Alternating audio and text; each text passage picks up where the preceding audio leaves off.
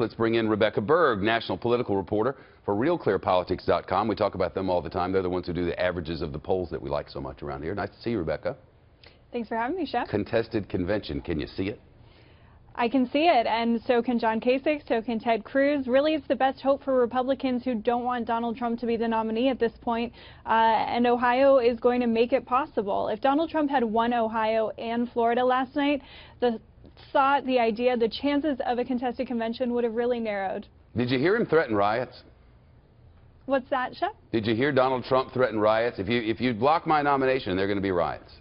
Yeah, so obviously the Republican National Committee saying that they don't see it as a threat, more as a metaphor, but this is in keeping with the sort of violent protesting we've seen at Donald Trump's campaign events. He's come under a lot of criticism from fellow candidates for his rhetoric, for potentially inciting this violence, and so it is certainly in keeping with the tone that he has been using, but also the tone that he has been criticized for. And I think what Republicans, especially party leaders who have asked Donald Trump to soften his tone, including Mitch McConnell earlier this week when he was on a call with Donald Trump, I think party leaders are going to be hoping and pushing for Donald Trump to soften his tone as he pivots potentially toward the general election, because right now he is the most likely Republican nominee, and he's going to have to be thinking about the implications of everything he says in terms of the general election and the party's reputation moving forward. In a normal campaign cycle, whatever that is, one minus Donald Trump, Republicans would be coalescing around this candidate who has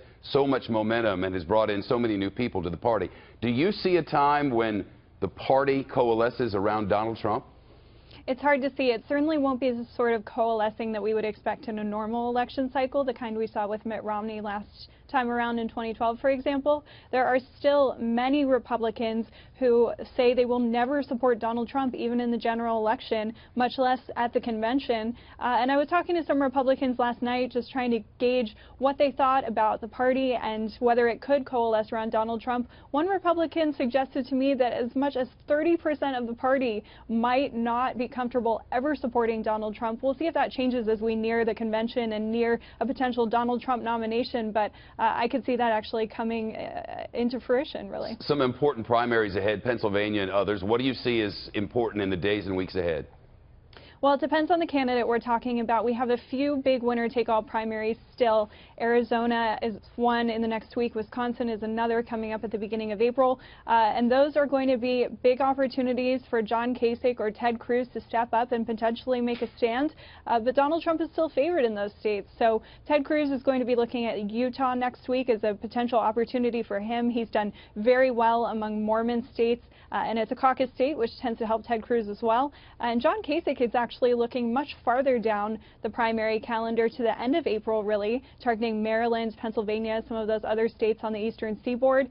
So we'll see if he can keep himself in the conversation with a calendar that doesn't really favor his candidacy at this moment. Rebecca Berg from Real Clear Politics. Great to see you. Thank you.